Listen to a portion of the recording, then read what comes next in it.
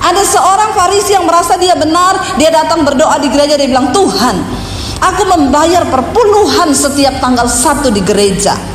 Aku adalah seorang yang melayani Tuhan. Aku orang yang tidak pernah berzina, tidak pernah berdusta, tidak pernah gini, tidak pernah gitu. Jadi aku yakin aku pasti orang yang layak di hadapan Tuhan. Sementara seorang pemungut cukai,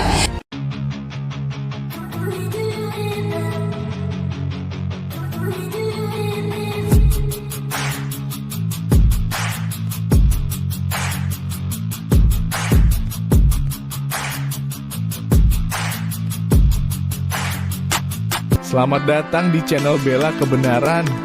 Kami hadir untuk memberikan informasi opini dan atau fakta terhadap situasi yang sedang terjadi.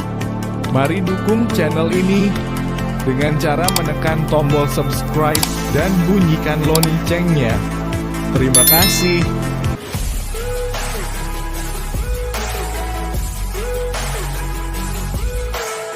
kita akan belajar dari satu tokoh dalam Alkitab, yaitu Sakeus, ya. Mari kita lihat Lukas 19. Injil Lukas pasal yang ke-19 di sana menceritakan tentang pertobatan Sakeus, saudara, ya. Kita baca ayat per ayat, lalu saya akan membahasnya secara perlahan-lahan. Ya, kita baca ayat yang ke-1, Sakeus 19 ayat yang pertama. 1, 2, 3. Yesus masuk ke kota Yeriko dan berjalan terus melintasi kota itu. Di situ ada seorang yang bernama Sakeus, kepala pemungut cukai, dan ia seorang yang kaya. Saudara, sampai di situ. Ketika Yesus dalam perjalanannya menuju ke Yerusalem, dia melewati beberapa kota Samaria, ya. Lalu ketika dia akan masuk ke kota Yeriko, dia berjumpa di situ, di dalam kota Yeriko itu ada seorang yang kaya bernama Sakeus. Siapa Sakeus ini? Dia adalah seorang yang kaya, kepala pemungut cukai, kepala bea cukai. Saudara, pemungut cukai itu adalah seseorang yang bekerja di tempat yang basah. Amin. Bukan sebagai peternak ikan, ya. Oh, basah berarti di air. Ya, kan ada dukun yang bilang kamu tidak cocok di tempat yang kering, harus di tempat yang basah. Kalau lihat dari zodiakmu, kamu harus bekerja di air-air, begitu ya.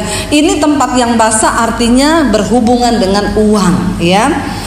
Di dalam pasal yang sebelumnya, kalau kita lihat, ya, ini Lukas 19. Di dalam Lukas 18, ketika Yesus sedang dalam perjalanannya, dia berkhotbah itu dari kota ke kota.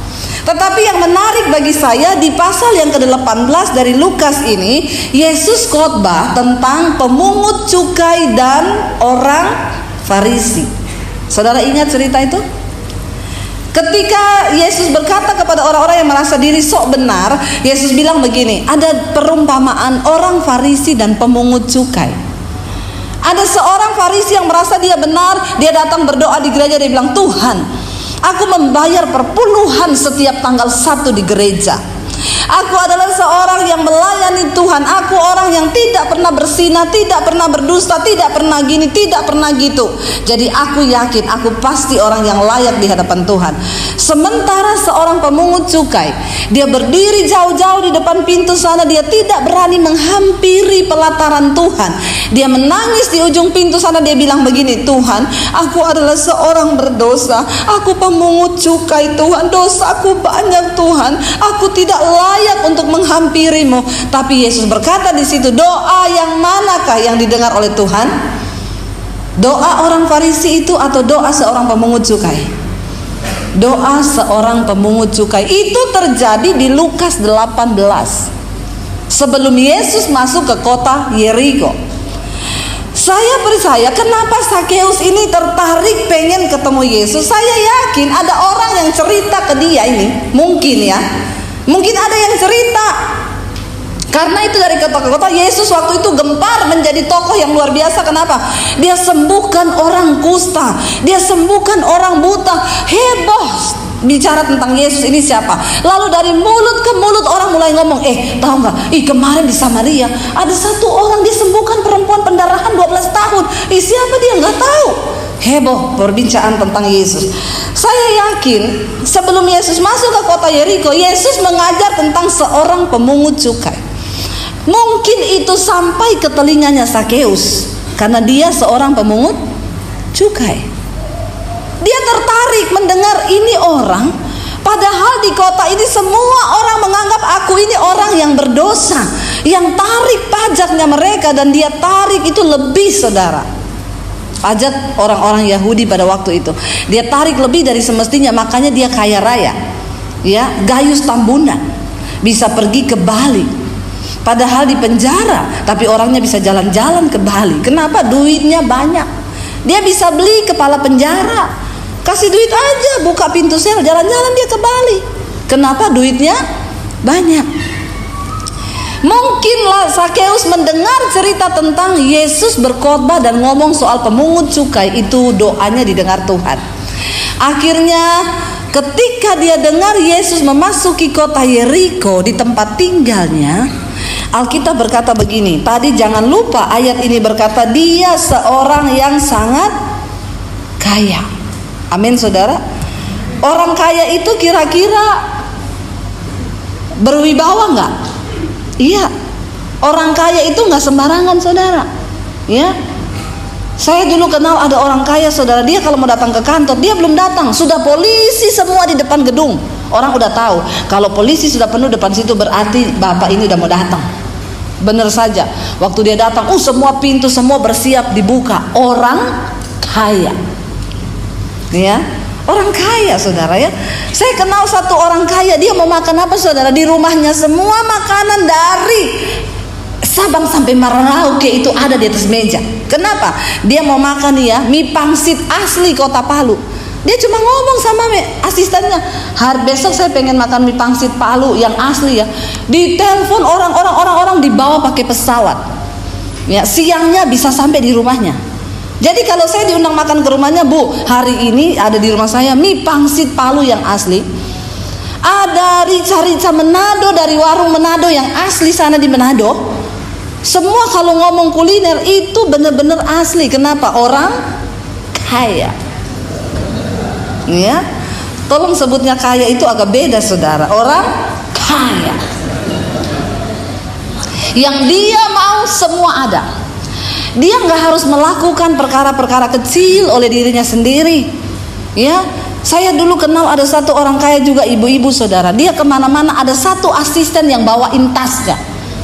Ya, yang pokoknya bawain. Begitu dia turun dari mobil, asisten duluan turun, buka pintu, mari Bu, tasnya dibawa. Iya, ada apa? Dia sambil bising, tadi saya butuh ini. Oh ya, siap Bu, siap Bu, siap Bu. Orang kaya. Mau nggak jadi orang kaya? Saya nggak mau. Saya mau jadi orang yang pas-pasan saja. Pas mau beli rumah, pas ada duit. Pas mau beli mobil, pas ada duit. Pas mau memberkati orang, pas ada berkat, ya. Nggak mau jadi orang kaya, takut nanti hatinya berubah. Amin. Karena ada orang waktu miskin rajin berdoa, begitu kaya lupa Tuhan. Tuhan, saya itu ke gereja jauh, Tuhan, butuh mobil untuk dikasih gereja, untuk pergi ke gereja. Tolong Tuhan, kasih saya mobil. Dikasih mobil, saudara. Gereja Efrata lewat sampai Solo. Ya, minggu-minggu keluar kota nggak ke gereja, itulah bahaya kalau tidak siap jadi orang kaya. Sakeus seorang yang sangat kaya. Dia ada di Yeriko. Waktu dia mendengar Yesus akan masuk ke kota itu, ayat 3 berkata, kita baca sama-sama ayat yang ketiga. 1, 2, 3. Ia berusaha untuk melihat orang apakah Yesus itu. Yang pertama, sebuah kerinduan dari hati Sakeus untuk pengen kenal siapa Yesus itu. Amin. Saudara, percayakah engkau kenapa orang itu bisa bertobat dan dijamah Tuhan? Yang pertama, karena ada kerinduan untuk mengenal siapa Tuhan itu yang sesungguhnya. Kenapa saya dijamah Tuhan? Karena ketika saya mau bunuh diri dulu, saya bilang, Tuhan, saya tahu ada Tuhan di dunia ini, cuma satu Tuhan. Bukan berarti ada 5 agama, ada 5 Tuhan duduk jejer-jejer di sorga. Ya, waktu orang Kristen berdoa, Tuhannya orang Muslim bilang, umatmu doa, jawab tuh.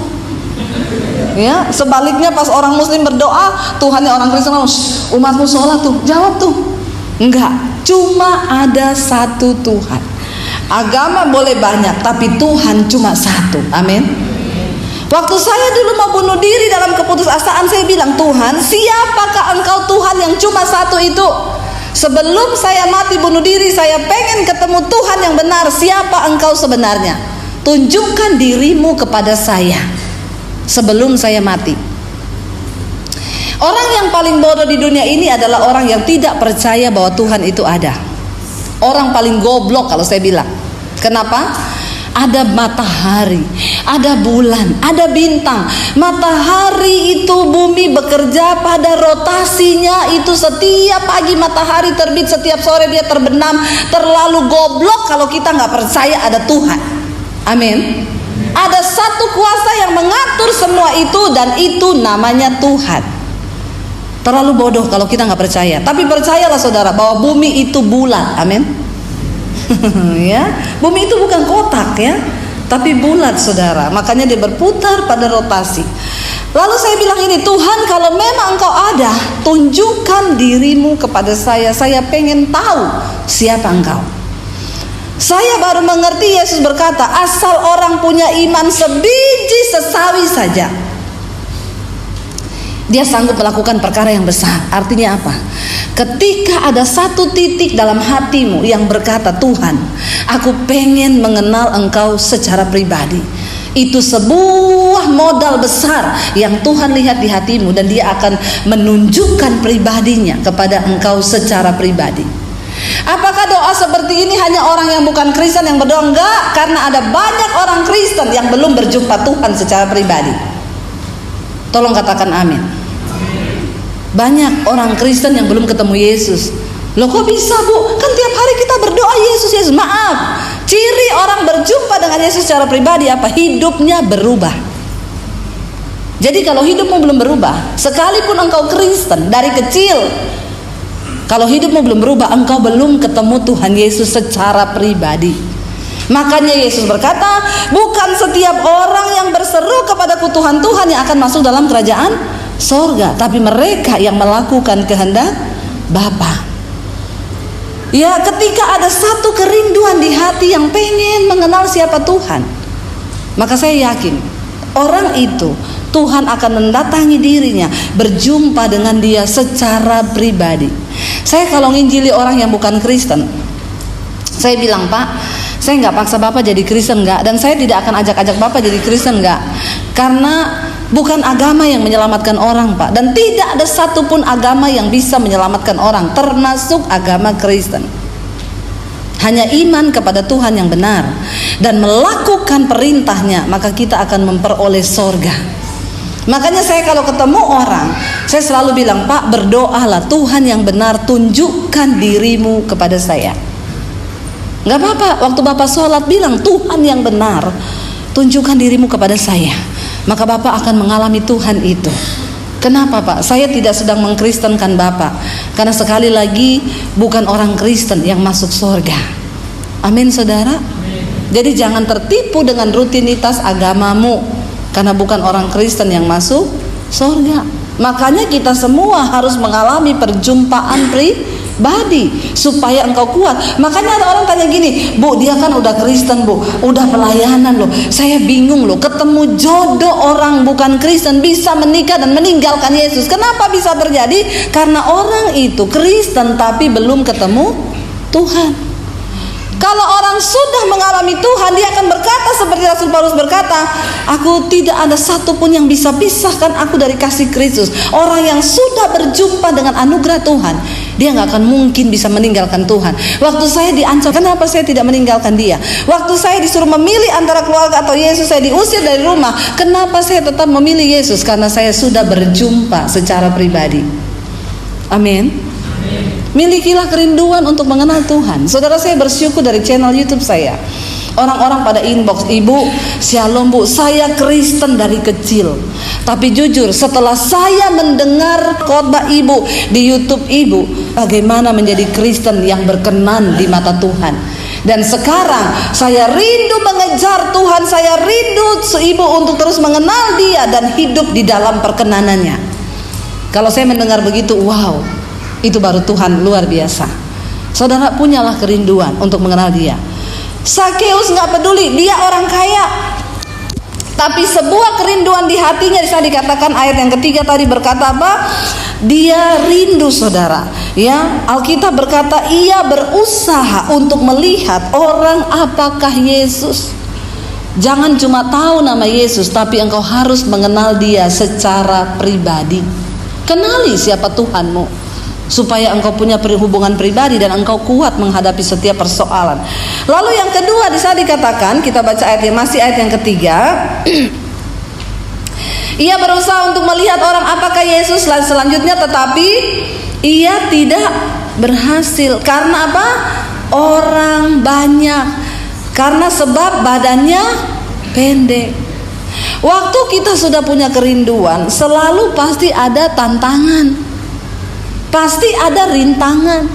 Rintangan itu bisa datang dari dalam diri kita sendiri, bisa juga datang dari luar. Kalau Sakeus ini menghadapi dua-duanya, dari dalam dan dari luar. Dari dalam apa? Badannya pendek. Dari luar apa? Orang banyak menutupi Yesus. Saudara, ketika engkau mau sungguh-sungguh ikut Tuhan, tidak semudah ketika engkau berkata, oh saya mau kenal Tuhan. Enggak. Ada orang-orang, kemarin saya ditelepon sama seorang laki-laki, Bu, saya pengen mengaku dosa saya, Bu. Saya habis nonton channel khotbahnya Ibu. Iya, Ibu, saya seorang homoseksual, saya gay. Saya mau bertobat, Ibu. Benar, saya mau tinggalkan semua dosa saya, Bu. Ya, saya sudah jatuh bangun dalam dosa ini. Saya berdoa di sini tidak ada laki-laki yang gay atau homo. Tolak dalam nama Yesus. Ya, karena Tuhan hanya menciptakan laki-laki dan perempuan. Ya, saudara nggak pernah lihat ada kucing jantan naksir sama kucing jantan kan? Itu binatang yang diciptakan tidak pakai akal budi. Dia bisa tahu kodrat ilahinya, itu jantan kawin sama betina. Kalau ada manusia yang diciptakan Tuhan dengan akal budi, masih laki-laki mau kawin sama laki-laki, ini lebih bejat daripada kucing. Amin. Ya, bener nggak? Saudara nggak pernah lihat kan kucing jantan lewat, terus dia lihat kucing jantan terus dia miau. Nggak pernah kan? Atau anjing, gitu ya? Saya belum pernah lihat. Ya, jangan sekali-kali, saudara. Ada yang tanya, Bu, emang kalau orang homo nggak masuk surga? Enggak. Tidak mendapat bagian dalam kerajaan Allah. Jangankan dalam kerajaan Allah, di toilet saja tidak ada tempat. Amin. Saudara, ke toilet tuh pria dan wanita, nggak ada homo, nggak ada lesbi, banci, nggak ada. Ya, lagian setengah mati nanti. Kalau sebutannya mati, laki-laki itu almarhum, perempuan almarhumah, bencong apa? Aluminium. Ya, nanti bahaya, saudara, tidak ada sebutannya. Jadi bertobatlah.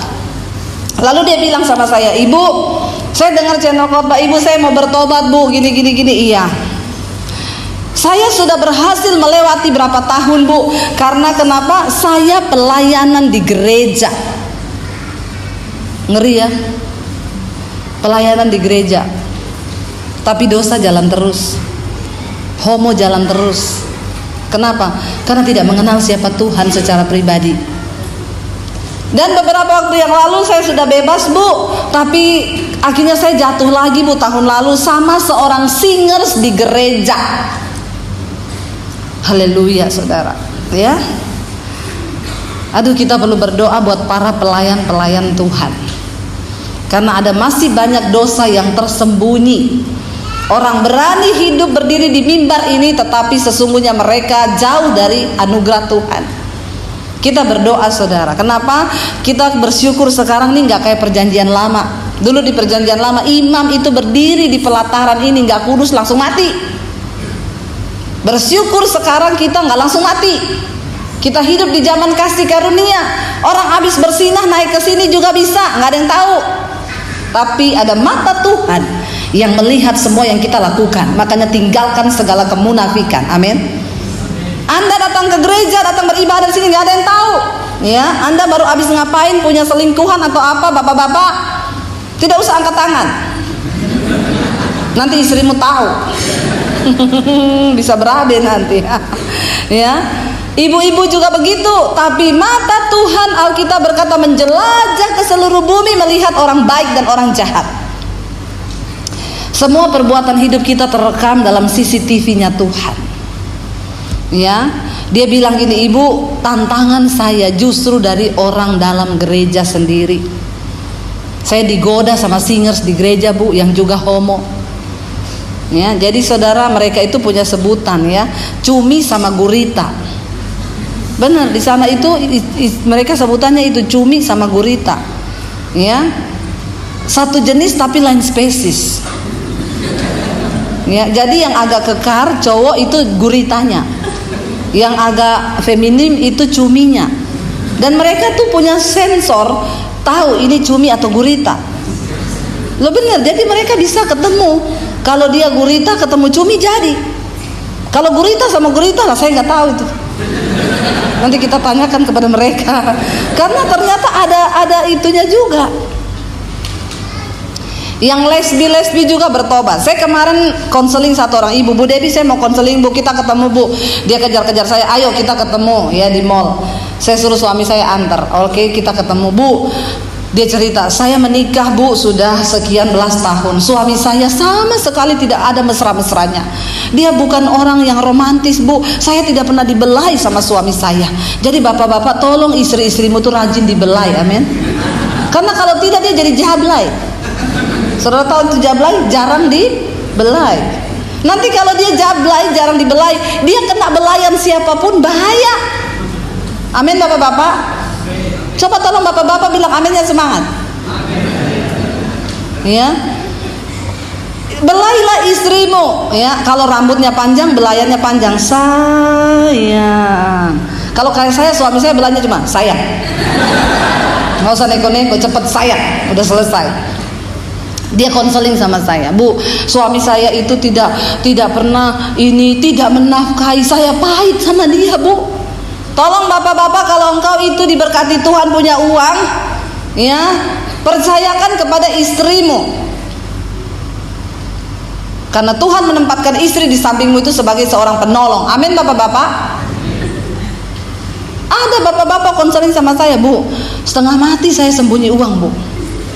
Ya, tapi memang benar kata orang bilang, jangan cari istri yang pintar cari duit. Itu kita sembunyi di mana dia cari sampai ketemu itu pasti. Ya, saya simpen, Bu, di rekening, dia ketemu ATM-nya. Saya taruh di bawah kasur, dia ketemu, Bu. Terakhir di kaos kaki, hilang sama kaos kakinya. Saya bilang kalau itu mungkin tikus yang bawa lari, Pak, karena udah bau kaos kakimu itu ya. Jangan salahkan istrimu. Satu kali istrinya tanya, Pak, itu uang di amplop merah, di bawah lipatan buku, di susunan buku, di balik buku yang ke-11 ditumpukan rak buku, itu uang apa? Suaminya bingung. Hah? Dia bilang uang sial. Kok bisa? Sial banget, udah gua umpetin, lu temuin juga itu duit, sial banget. Jangan ada uang sial di antara kita suami istri, amin. Saya sudah melihat banyak ibu-ibu yang kepahitan suami tidak menafkahi, pelitnya minta ampun melitit. Suami jangan pelit sama istrimu, supaya pintu rezekimu tidak ditutup sama Tuhan. Ini buat suami dulu, habis ini buat giliran istri ada. Jadi tolong suami bilang amin yang kenceng. Ya, karena saya itu selalu dari dua sisi, ya.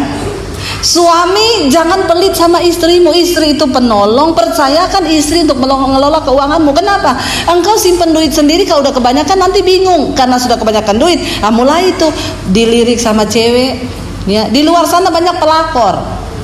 Jadi hati-hati bapak-bapak. Kuntilanak sudah tidak muncul, sudah kalah pamor sama pelakor.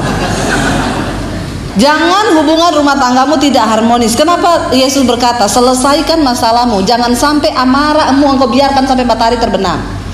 Kenapa? Pada malam hari itu kuasa kegelapan bekerja. Waktu engkau masih bawa kepahitan, itu bisa menjadi celah setan masuk. Beresin hidupmu, beresin hatimu sebelum tidur.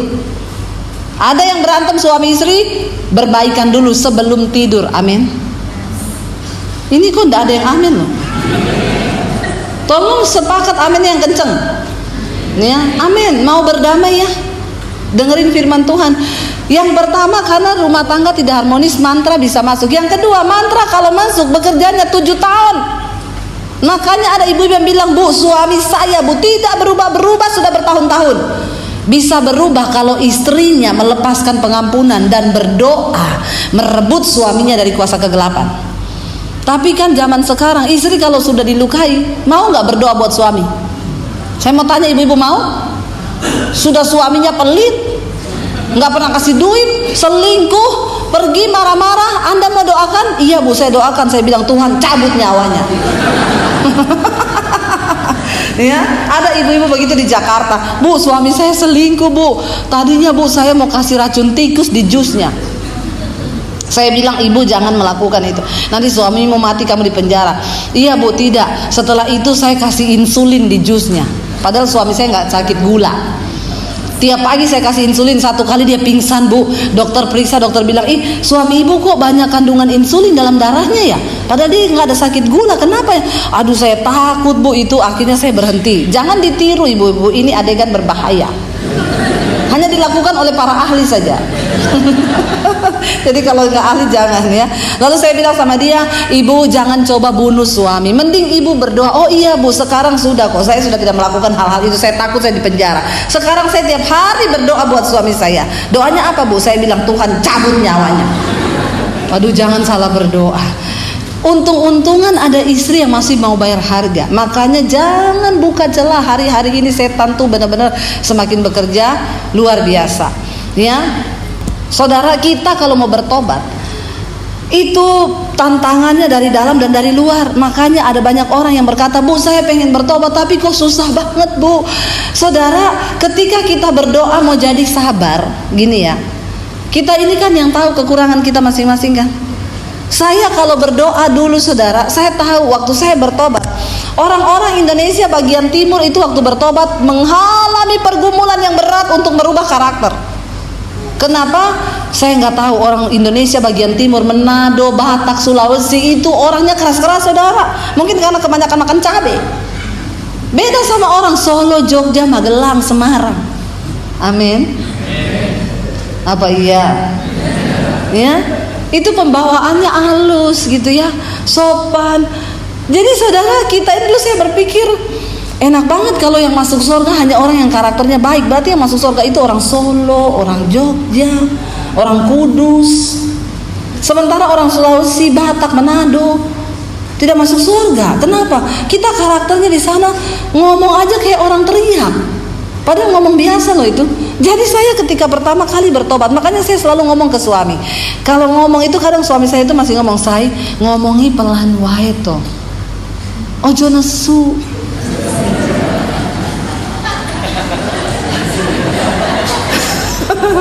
Saya bilang, aku ini ndak nesu say. Lah itu nadamu tinggi, kok itu nesu orang. Malah jadi nesu. Ya, setiap hari saudara, dia tuh nggak ngerti-ngerti kalau saya itu orang Sulawesi. Masih tetap kadang-kadang kalau keceplosan saya bilang, say itu kita ada. Dia bilang, Mbok iyo ngomongi biasa wae. Ini tuh biasa say, nadanya ndak usah tinggi ngono. Lah ini sudah rendah say. Kalau tinggi itu gini loh say. Susah saudara, ya. Aduh, memang bener nggak gampang. Saya bilang sama suami saya itu belajar ngomong pelan aja itu, aduh susahnya. Auzubillahi minasyaitonirrajim. Kamu tuh bersyukur terlahir di Solo yang memang ngomongnya itu, orang Solo kalau ngomong selalu kan nadanya di belakang itu rendah. Lah orang Sulawesi selalu ngomong nadanya di belakang tinggi. Mungkin karena pengaruh makanan. Ya. Di Jawa ini semua makannya manis. Tidak ada yang pedas. Saya di Sulawesi sana asin dan pedas, nggak ada yang manis. Jadi mungkin itu mungkin kali pengaruhnya, tapi saya juga nggak tahu. Bagi saya dulu merubah karakter itu susahnya minta ampun. Ya, makanya saya selalu tolong kamu mengerti saya ya. Saya itu kalau ngomong gini tuh nggak marah loh. Selalu saudara, selalu begitu. Kadang saya teriak apa dia muncul, Mbok ojo teriak-teriak tuh, lama-lama aku kiso kena serangan jantung. Saya bilang cuma kayak gitu aja serangan jantung. Aku kaget loh. Ngomong lagi, sepertinya saya terkejut. Orang Solo ya, lawang terkejut tuh ngomong sepertinya saya terkejut. Ya gitu itu saudara. Ya marah aja permisi. permisi loh, aku boleh marah enggak? Loh, ajaib dah. Saya bilang marah aja, nggak usah permisi. Aku boleh marah. Tapi haleluya, yang namanya merubah karakter tuh nggak mudah. Bagi saya, nurunkan nada saya ngomong aja itu pergumulan. Haleluya 12 kali. Mau bicara rendah itu luar biasa, saya bergumul saudara, ya. Sampai dulu itu kita waktu baru pertama menikah, masalah komunikasi itu luar biasa. Suami saya itu saudara, ya setiap hari, kamu bisa nggak belajar ngomong kayak orang Solo? Saya bilang saya ini dibesarkan puluhan tahun di Sulawesi. Nada bicara saya sudah begini. Bagaimana mungkin dalam waktu 1 hari nikah sama kamu tuh saya bisa jadi bicara orang Solo? Dia bilang ngomong iso. Saya bilang nggak bisa. Ngomong iso, ojo ngomong ndak iso. Ora iso. Tiap hari masalah bahasa jadi persoalan. Tiap hari besok boyo belajar ngomong koyo wong Jowo itu loh. Rotok nadanya itu diturunin. Iya, nanti saya ini kan Debbie Basir bukan Sri Rezeki. Ya, kalau tahu dari awal kamu cari jodoh yang begitu, mending kamu nikah sama Sri Rezeki. Jangan nikah sama saya. Tapi karena tiap hari dia mendengungkan begitu, suruh saya coba jadi orang Solo, coba jadi orang Solo. Satu kali saya nyanyi, aku tahu ku takkan bisa jadi seperti yang engkau minta, namun selama nafas berhembus aku kan mencoba menjadi seperti yang kau minta. Pret. Ya. Saudara tahu bangun pagi saya mau celakain dia, saya bilang tunggu kamu, besok saya jadi orang Solo. Bangun pagi saya bangunin dia, Mas. Ya, saya bangunin, Mas, tangio Mas. Ya kan sebisanya saya saudara bahasanya ya, tangio Mas. Nek panjenengan arep dahar saiki kula cepake piye? Suami saya kaget bangun pagi-pagi, dia bilang Sri Rezeki dari mana ini? Ya, saya bilang monggo Mas. Dia lihatin saya sambil gini, biasa wae non, mboten napa-napa. Saudara tahu 1 hari saya kayak gitu terus ngomong, monggo Mas. Saudara, sampai malam suami saya gini, non biasa wae to, mboten napa-napa. Ben kowe seneng Mas. Akhirnya sampai malam mau tidur dia bilang, benar ku mencintaimu tapi tak begini. Jadi sudah mau tidur malam saya bilang, jadi bagaimana Mas? Mas saya pilih Sri Rezeki atau Debbie Basir? Dia bilang Debbie Basir wae. Oke, deal Debbie Basir. Saudara, bagi saya untuk merubah karakter itu tidak mudah. Tantangannya banyak, dari dalam, dari luar. Emosi, apalagi saya ini dulu orangnya emosian saudara. Saya kalau berantem sama adik saya laki-laki badannya tatoan, pukul-pukulan pakai tangan saya berani. Tapi waktu mengenal Yesus, saya mulai baca di situ. Orang yang mengenal Yesus ya, berubahlah oleh pembaharuan budimu. Jangan marah, karena amarah itu mengerjakan sesuatu yang tidak berkenan di mata Tuhan. Lalu sebuah kerinduan dari dalam saya untuk mulai berubah karena pengenalan saya akan Tuhan. Saya mulai ngomong ini, Tuhan, saya ini pemarah, tapi saya mau berubah jadi orang yang tidak marah-marah. Hari ini saya doa puasa, tolong bantu saya Tuhan, saya tidak mau marah. Begitu habis berdoa puasa ini saudara, keluar kamar, adik saya berdiri depan kamar maki-maki saya. Setan ngomong gini, di depanmu ada sepatu, ambil lempar di bibirnya dia. Tapi Roh Kudus bicara di telinga saya yang satu, ini jawaban doa. Kamu mau jadi orang yang sabar? Iya. Kalau kamu bisa hadapi dia dengan kesabaran, kamu lulus ujian yang pertama. Lalu ayat firman Tuhan itu muncul, jangan kalah dengan kejahatan, tapi kalahkan kejahatan dengan kebaikan. Saya bergumul dalam hati, dalam nama Yesus aku memberkati adikku Tuhan. Tantangan dari dalam. Ketika engkau berdoa untuk jadi orang yang tidak tersinggungan, maka engkau akan dipertemukan dengan orang yang bikin engkau tersinggung. Amin. Itu cara kerjanya Tuhan. Tantangannya banyak dari dalam dari luar. Ketika Sakeus ingin berjumpa dengan Yesus, yang pertama tantangannya dia pendek. Yang kedua, orang banyak dari luar yang menutupi Yesus, tapi dia tidak menyerah. Waktu engkau sudah mulai kenal Yesus, jangan menyerah, saudara. Apa yang Sakeus lakukan? Kita baca ayat yang berikutnya, ayat yang keempat. Baca sama-sama 1, 2, 3. Maka berlarilah ia mendahului orang banyak. Saudara, coba kita bayangkan kita ada di zaman itu. Rombongan yang menyertai Yesus ini banyak. Dia diikuti banyak orang nih. Yesus ribut banyak. Alkitab berkata Sakeus seorang kaya raya di kota itu. Karena dia pengen ketemu Yesus, dia lari mendahului rombongan itu. Kira-kira harga dirinya jatuh gak? Orang kaya loh. Harusnya kan orang kaya gini, ngapain sih itu? Siapa yang dilihat? Gak penting. Orang kaya, gak penting itu, ya. Atau kalau memang dia mau dia orang kaya, dia kirim ajudannya, kamu tolong ya, cegat itu rombongan, suruh yang namanya Yesus itu datang ke rumah saya, bilang saya undang makan dia.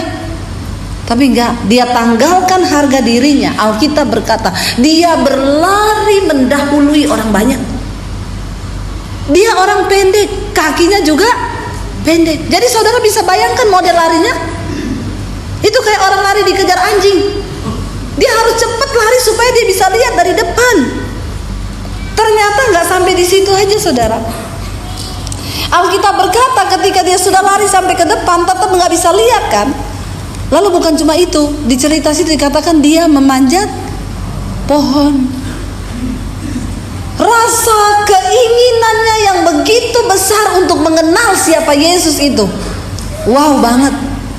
Saudara, untuk bisa mengenal Tuhan dan bisa memperoleh kerajaan Allah, engkau gak bisa santai jadi Kristen. Engkau harus berlari. Amin. Berlari yang seperti apa? Berlari begitu rupa kata Rasul Paulus. Coba kita buka 1 Korintus pasal yang Rasul Paulus bilang, aku berlari begitu rupa. 1 Korintus 9 mulai ayat yang ke-24. 1 Korintus 9 ayat yang ke-24 kita baca sama-sama dengan suara yang keras. 1, 2, 3. Tidak tahukah kamu bahwa dalam gelanggang pertandingan semua peserta turut berlari, tetapi bahwa hanya ada satu orang saja yang mendapat hadiah. Karena itu larilah begitu rupa sehingga kamu memperolehnya. Untuk memperoleh mahkota kehidupan, untuk bisa masuk kepada janji Tuhan, engkau memperoleh kerajaan Allah, engkau bisa menikmati berkat-berkatnya di dunia ini, engkau harus berlari begitu rupa. Setuju atau tidak setuju, mau atau tidak mau, seorang yang percaya Yesus, begitu engkau ngomong engkau percaya Yesus, engkau sedang berada di dalam satu gelanggang pertandingan. Dan mau atau tidak engkau harus berlari, kalau enggak engkau ketinggalan. Amin. Satu kali murid-murid bertanya kepada Yesus, Tuhan, cuma sedikitkah orang yang akan masuk dalam kerajaan sorgamu? Yesus berkata begini, akan ada banyak orang yang berusaha untuk masuk dalam kerajaan sorga, tetapi mereka nggak bisa. Mereka berusaha, tapi mereka nggak bisa masuk. Tetapi kamu, kata Yesus, berjuanglah supaya engkau bisa masuk ke dalam kerajaan Allah. Ada dua kata yang hampir mirip tetapi berbeda. Ada banyak orang akan berusaha, tetapi kamu berjuanglah. Kata berusaha dan berjuang kayaknya hampir sama, tetapi artinya berbeda. Yesus bilang kepada muridnya, kamu harus berjuang, bukan hanya berusaha, tapi berjuang. Apa yang dilakukan Sakeus ini adalah menggambarkan sebuah perjuangan orang yang pengen kenal sama Yesus. Bukan cuma berlari mendahului rombongan Yesus, dia naik ke atas pohon. Ini namanya berjuang. Kalau cuma berusaha apa? Dia cuma lari. Udah lari ini mendekati, mendahului rombongan Yesus. Orang banyak menutupi, ya namanya juga sudah usaha. Tapi nggak bisa lihat ya mau dia apa. Tapi karena dia tidak mau hanya sekedar berusaha, dia panjat pohon untuk bisa melihat Yesus. Saudara, kalau Anda seorang pemimpin di sebuah perusahaan atau dimanapun, Anda kasih tugas anak buahmu, ini barang tolong kirim kepada orang. Saudara tunggu lama dia nggak balik, lalu dia balik membawa barang itu. Saudara bilang, kamu pergi lama banget. Terus itu barang kenapa nggak sampai sama orangnya? Pak, alamatnya susah banget Pak. Saya sudah berusaha cari tapi nggak ketemu. Akhirnya saya bawa pulang barang itu. Ya namanya juga usaha, bisa berhasil bisa tidak. Tapi saudara suruh satu orang, dia lama nggak balik, tahu-tahu dia balik tidak ada barang. Saudara tanya, kok bisa kamu lama sekali? Kenapa kamu lama? Pak, itu alamatnya susah banget, tapi aku berjuang. Aku tidak akan pulang sebelum aku menemukan alamat itu, dan akhirnya barang itu berhasil sampai kepada orangnya. Itu namanya berjuang. Amin. Saudara, dalam hidup ini, kalau engkau nggak berjuang melawan kedaginganmu, maka engkau tidak bisa masuk dalam kerajaan Allah. Yesus berkata, bukan orang yang berseru Tuhan, Tuhan. Mereka yang melakukan mujizat aja Tuhan bilang apa? Akan ada orang-orang yang berkata, Tuhan kami melakukan mujizat demi nama-Mu, mengusir setan, kami menyembuhkan orang sakit, membangkitkan orang mati. Tapi Tuhan bilang, aku tidak mengenal engkau karena engkau pembuat kejahatan. Kita harus berjuang, saudara. Ini mewakili kata berjuang itu. Rasul Paulus bilang, berlarilah begitu rupa supaya engkau bisa memperolehnya. Apa itu? Saya terjemahkan kata berlari begitu rupa. Itu adalah berlari begitu rupa. Tidak ada pelari tercepat yang melebihi seorang yang berlari waktu dikejar anjing. Amin. Itu larinya melebihi pelari tercepat. Kenapa? Karena dia berlari sambil ketakutan kalau dia telat maka betisnya bisa digigit sama anjing. Saudara pernah rasa dikejar anjing? Siapa yang pernah rasa? Saya pernah, dulu sering, malah saya ngejek-ngejek anjing itu supaya dia kejar saya. Tapi saya ternyata tidak menjadi pelari juga. Itu namanya berlari begitu rupa. Kalau orang dikejar anjing itu ada tembok, ada pohon di depan, dia pasti panjat itu. Kenapa? Di belakang ada anjing galak. Ya. Itu lari yang begitu rupa, itu yang Rasul Paulus maksud itu begitu, saudara. Sakeus itu berlari, dan bukan cuma itu, dia berjuang, dia panjat pohon. Saudara, engkau tidak mungkin bisa melihat kerajaan Allah kalau engkau santai dengan imanmu. Jangan santai. Kejar pertumbuhan iman. Banyak dengar firman. Kalau ada acara apa di gereja kebaktian, datang, cari Tuhan. Amin. Cari Tuhan selama ia berkenan ditemui. Berserulah kepadanya selama ia dekat. Kenapa? Karena ada saatnya Tuhan tidak lagi berkenan untuk ditemui. Amin, saudara. Ya, waktu kita sudah terbaring sakit di ICU, saya pernah ditelepon orang pulang pelayanan setengah 12 malam. Bu, ibu di mana sekarang? Di jalan mau pulang. Ibu mampir ke rumah sakit bisa nggak? Nggak bisa, ini sudah malam, saya juga udah capek, saya mau pulang istirahat. Bu, tolong bu please, soalnya saudara saya ini dokter udah vonis umurnya tinggal 24 jam. Waduh, kenapa baru kabarin sekarang? Iya bu, baru tadi siang dia kritis bu, bisa nggak bu please? Saya bilang, ini sekarang jam berapa? Jam 12. Kalau 24 jam, besok pagi masih bisa. Dia bilang, ibu apa masih bisa jamin bu? Ya kita berdoa saja ya, biar Tuhan jangan dulu cabut nyawanya malam ini. Karena saya juga capek. Tapi dia nggak bisa paksa. Akhirnya dia bilang, ya udah bu, karena itu juga jauh rumah sakitnya. Ya udah saya pulang, tapi saya juga nggak bisa tidur malam itu, saudara. Saya ingat itu orang, aduh Tuhan kalau dia meninggal saya ini berdosa loh, nggak datang. Jadi saya memohon Tuhan, please Tuhan jangan ambil dulu, kasih kesempatan sampai besok pagi Tuhan. Bangun pagi saya langsung bangunin suami saya, ayo cepat antar saya ke rumah sakit itu. Nah, mau menuju ke rumah sakit itu tidak ada jalan lain kalau dari rumah saya, harus melewati jalan Ciledug Raya. Itu jalan termacet di dunia. Itu saudara, itu jaraknya kalau sepi ditempuh cuma 15 menit. Tapi kalau dia macet pagi hari, orang berangkat kerja, orang berangkat apa segala macam, yang 15 menit itu bisa jadi 2,5 jam. Itu orang di Jakarta muka tua, tapi untung saya tetap imut. Ya, bener. Akhirnya saya berangkat pagi-pagi. Dia telepon, bu udah sampai di mana? Udah sampai di jalan. Tunggu aja, pokoknya saya nyampe. Keluar dari rumah aja saudara, mau ke arah jalan Ciledug Raya sudah 1/2 jam nggak keluar-keluar. Itu yang cuma jarak 1 kilo, nggak bisa keluar, macet malang melintang. Saya bilang sama suami saya berhenti di pinggir jalan, saya cari gojek. Kalau kayak gini nggak bisa nih kita. Saya takut nanti dia nyawanya sudah dicabut, saya telat, aduh bahaya nih, berdosa kita. Suami saya bilang, yakin naik gojek? Yakinlah, cari gojek. Saya turun saudara. Ada tukang gojek di pinggir jalan, mas antar ke rumah sakit ya, di sini. Iya, saya naik. Cepet ya, ini saya mau mendoakan orang yang umurnya tinggal beberapa jam loh. Terjang apa yang bisa diterjang? Naik trotoar juga nggak apa-apa mas. Tukang ojeknya melihat kepada saya gini, tapi kalau gitu kayak gitu caranya kok bisa kita duluan dari dia. Ini tukang ojek yang berhikmat saudara. Jadi saya tanya, Bapak sudah siap mati apa belum? Ya astagfirullah kata dia. Ya astagfirullah, ya istighfar bu. Akhirnya saya datang saudara. Sampai di rumah sakit saya ketemu dengan istrinya masih muda. Saya tanya, siapa yang sakit bu? Suami saya. Umurnya 36 tahun. Hah 36 tahun? Iya. Sakit apa? Jadi gini bu, dia kena autoimun. Tapi sebenarnya yang memperparah dia bukan autoimun. Selama dia hidup bu, dia pakai narkoba, dia merokok, pokoknya segala macam minuman keras. Jadi tadi malam itu dokter periksa, dia punya liver sudah pecah. Jadi terjadi pendarahan di dalam, ini udah infeksi tinggi. Jadi dokter bilang tinggal berapa jam. Saya bilang ibu, kita akan berdoa.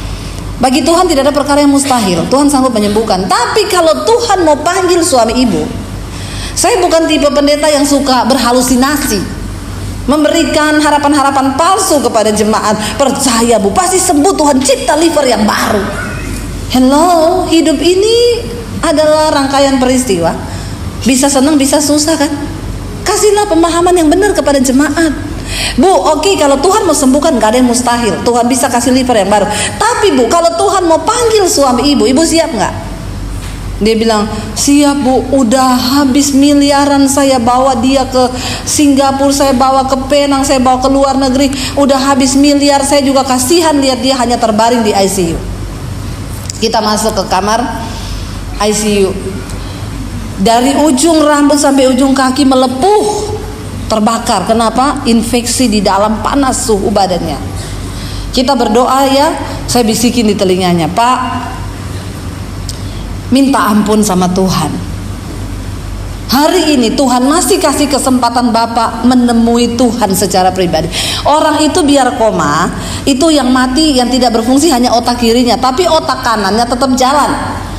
Ya, alam bawah sadarnya itu jalan. Kenapa? Otak kanan itu yang mengatur denyut nadi, denyut jantung kita. Kalau otak kanannya mati, berarti orangnya juga innalillahi. Jadi dia masih bisa mendengar. Saya bisikin dia, Pak, datang pada Tuhan sekarang Pak. Tidak ada yang mustahil bagi Tuhan. Air matanya netes, mulai mengalir air mata, berarti jiwanya menangkap sesuatu. Pak, bertobat ya, jangan takut pada kematian. Yesus ada di sana Pak. Berharap pada Tuhan. Terus nangis, lalu kami berdoa buat dia. Dan puji Tuhan, nggak berapa lama setelah itu saya dapat kabar dia meninggal. Tapi dia masih dapat kesempatan bertobat. Carilah Tuhan selama ia berkenan ditemui. Tidak semua orang dapat kesempatan begini. Ada yang lagi pulang habis bersinah, kecelakaan, mati di jalan. Kalau kayak begitu nggak sempat minta ampun saudara. Saya sudah ngalami kecelakaan mobil kami sekeluarga. Lagi mau pelayanan, ditabrak truk dari belakang. Ditabrak bus. Busnya gede banget, namanya Laju Prima. Lajunya benar-benar prima. Sampai nggak ada rem, dia hantam mobil kami. Itu saya baru bangun tidur. Posisi berhenti di tol, mau bayar tol. Posisinya menurun begini di Anyer. Busnya itu datang dari arah belakang kami. Mobil kami pertama dia hantam, mobil kami terlempar ke sebelah. Saudara, ketika ternyata waktu orang itu kaget, Tuhan bilang, kenapa kamu harus terus berjaga-jaga dalam kekudusan? Karena kematian itu hanya berjarak beberapa detik dari hidup kita. Dan waktu itu terjadi, saudara tahu, ketika mobil itu hantam mobil kami, tidak ada lagi saya itu yang Tuhan ampuni, Tuhan gini-gini, nggak ada, nggak sempet. Waktu kita kaget tingkat tinggi, kesadaran kita hilang, langsung hilang. Tiba-tiba kami cuma mengalami itu, nggak tahu apa-apa. Saya cuma merasa terbentur ke sana ke sini, lalu mobil itu tenang. Saya sudah nggak sadar apa-apa, itu cuma bisa melongo lihat gini.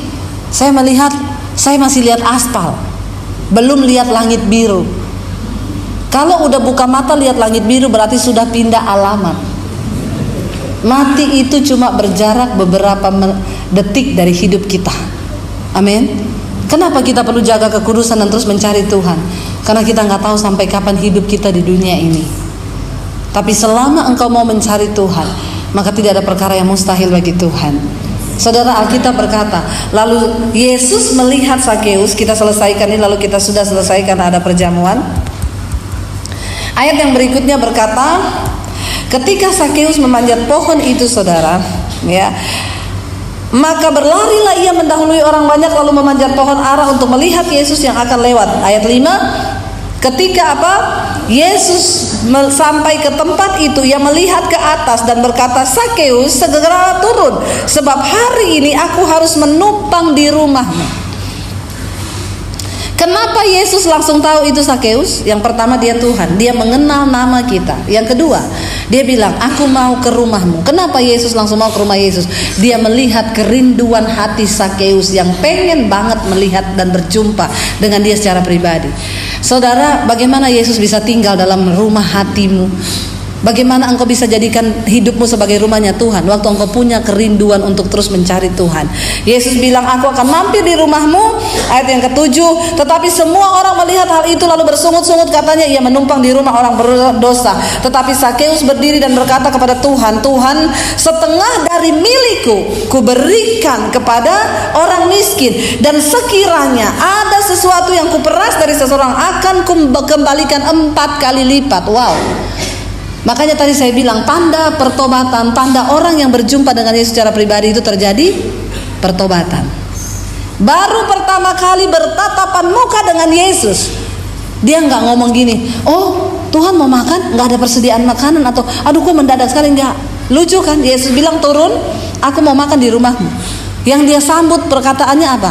Tuhan, iya, hari ini Tuhan, separuh dari kekayaanku. Tadinya dia mata duitan, amin. Orang tuh kalau ketemu Yesus berubah. Yang pelit jadi pemurah, amin. Yang pelit tidak usah angkat tangan, bertobat saja di dalam hati. Waktu engkau ketemu Yesus, engkau berubah. Tadi pagi saya saksikan, saudara, ketika saya berjumpa Yesus, papi saya tahu saya jadi Kristen. Sebuah perkataan yang pertama kali keluar dari mulut papi saya, dia bilang apa? Oh, ternyata ini penyebabnya, makanya kamu jadi aneh. Makanya papi lihat kamu jadi aneh. Kenapa? Ternyata karena kamu jadi Kristen. Semua orang yang berjumpa dengan Yesus, hidupnya pasti jadi aneh. Amin. Pertanyaan saya, sudah anehkah saudara? Halo. Kenapa aneh? Tadinya marah-marah ketemu Yesus, nyanyi-nyanyi. Tadinya pelit, melitit ketemu Yesus, jadi tukang memberkati. Ya, mari kita mulai berdoa. Tuhan, aku rindu ketemu Engkau sebagai Tuhan dan Juru Selamat secara pribadi. Waktu kita rindu ketemu Tuhan, maka kita akan melihat segala kebaikan, segala rencana Tuhan.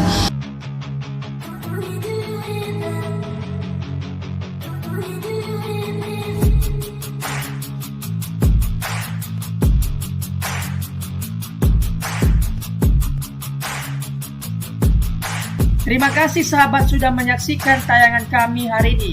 Tuhanlah yang membalas dan memberkati kita semua. Apabila sahabat diberkati, marilah kita dengan murah hati untuk share video ini kepada teman-teman kita yang lain, kepada grup-grup keluarga dan sebagainya. Dan jangan lupa meninggalkan komentar di bawah video ini, serta menekan tombol subscribe video kami, sehingga sahabat tidak ketinggalan video-video terbaru dari kami. Terima kasih. Tuhan Yesus memberkati kita semua. Dan dengarkanlah firman Tuhan singkat ini. Mintalah maka akan diberikan kepadamu.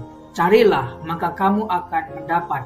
Ketuklah maka pintu akan dibukakan bagimu. Kita harus melakukan sesuatu sampai sesuatu itu akan terwujud atas hidup kita. Minta, cari dan ketuklah, maka Tuhan pasti membukakan pintu. Lukas 18 ayat 1. Yesus mengatakan suatu perumpamaan kepada mereka untuk menegaskan bahwa mereka harus selalu berdoa dengan tidak jemu-jemu. Kita berdoa dengan tidak jemu-jemu. Terus minta maka pasti akan diberikan.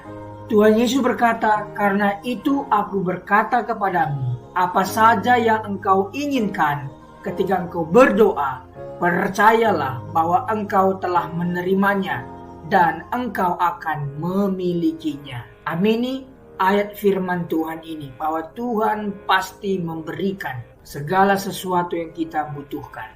Semoga Allah sumber pengharapan memenuhi kamu dengan segala sukacita dan damai sejahtera dalam iman kamu, supaya oleh kekuatan Roh Kudus kamu berlimpah-limpah dalam pengharapan. Terima kasih. Apabila sahabat ada komentar dan pendapat yang lain terhadap video hari ini, boleh tuliskan komentarnya, pendapatnya di kolom komentar di bawah video ini, sehingga kita boleh diskusi di sana.